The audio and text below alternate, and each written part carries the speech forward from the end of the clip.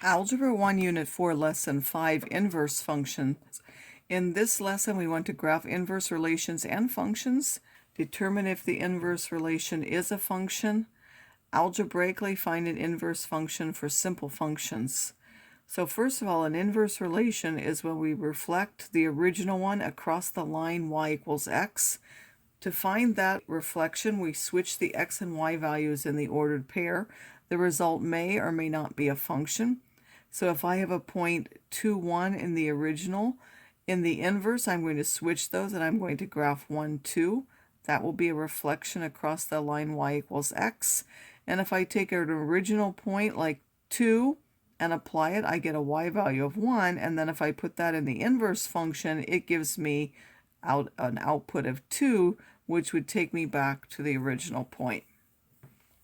So if I have these points, I've only given you some of them because I've connected them. I'm telling you all of these points are possible. I am simply giving you some of the points so that you can make the graph easier. And now if we want to graph the inverse, we do what? We switch the ordered pairs, so we would put 0, minus 1, 2, 0, 4, 1, 5, 2, 6, 4, and 7, 8, and then we would connect those. That would now be the inverse relation. It may or may not be a function. That's the gray one. Note that they are reflections across the line y equals x. In this case, the inverse is a function because it passes the vertical line test. If we find the x-intercept of the original graph, it is at minus 1, and the y-intercept is at 2. When we find the inverse one, we find that the x-intercept is 2 and the y-intercept is minus 1. We see that those switch. The domain of the original function goes from minus 1 is the smallest up until 8 is the biggest, and they're connected points, so it's all of those values in between there. And the y go from a smallest of 0 up until the biggest of 7. And then for the inverse, they switch. It goes from an x, which is 0, up to x, which is 7, and then the y's go down from minus 1 up to 8. So you see that they switch. Whatever we had for x here is what we have for y for the inverse, and whatever we had for the y's for the original function is what we have for the x's for the inverse. The same is true here. Again, you're going to switch the ordered pairs. This one went this way as the original function is now going to go this way as a reflection across the x-axis. This one is not a function because it will fail the vertical line test.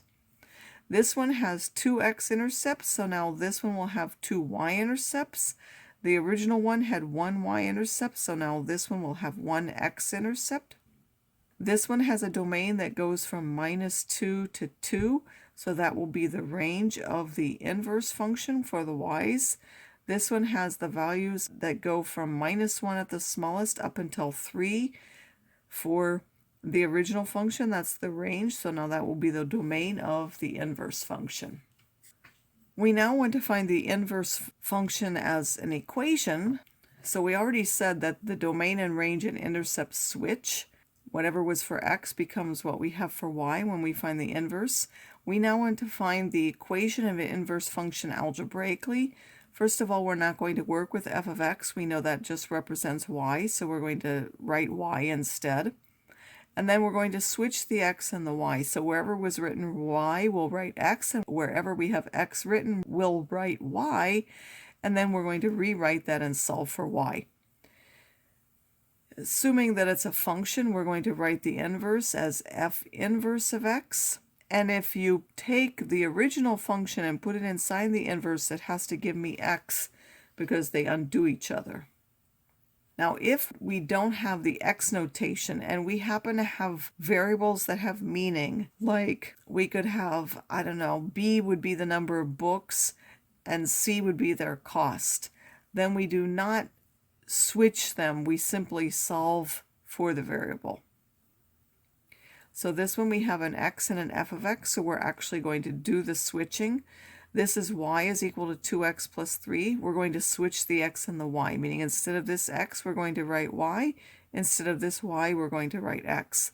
Then we want to rewrite to get y equals, so we want to get this by itself. We need to take the 3 to the other side by subtracting 3, so this cancels.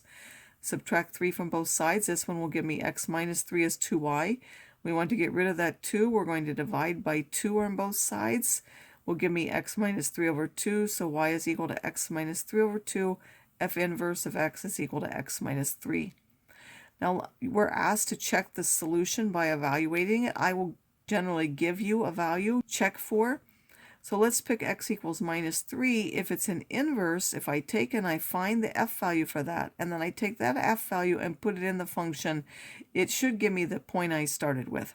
So if I take minus 3 and I put it in the original function, that will be 2 times minus 3 is minus 6 plus 3 is minus 3. Now if I take that minus 3 and put it in the inverse function, minus 3 is minus 6 divided by 2 is minus 3, takes me back to where I started. Now it's hard to actually tell that here because they were all minus 3, so let's pick another number like x equals 2. I'm going to find f of 2, so I put it in this function. 2 times 2 is 4 plus 3 is 7. And now I'm going to take that 7 and put it in the inverse function. 7 minus 3 is 4 divided by 2 is 2. And I do go back to the point where I started. So they undo each other.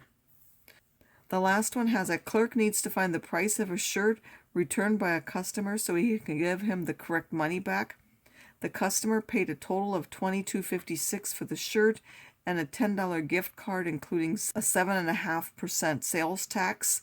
Use the inverse to find the shirt's price. So let S be the price of the shirt and C be the cost with tax. So that means the cost is given by what? We need to take the cost of the shirt and we're paying a $10 gift card. So if S is the cost of the shirt, we're going to take that shirt cost, add $10 for the gift card, and then we want to pay tax of 7.5%. So we're going to pay a total of 1, which is 100%, and then that 7.5% added to that, so that would times by 1.075. That will be our new function. Now because they have meaning, this is the number of shirts and C is the cost. We are not going to switch them like we did here. We're just going to leave C and S, but we're going to rewrite to get S. So first I'm going to take and divide by that 1.075. Will now give me S plus 10 is C over 1.075.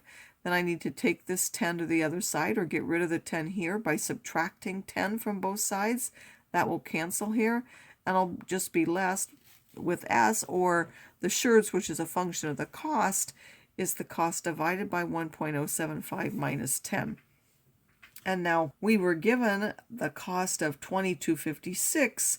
So if we put $22.56 into our function, we will find that the shirt costs $10.99.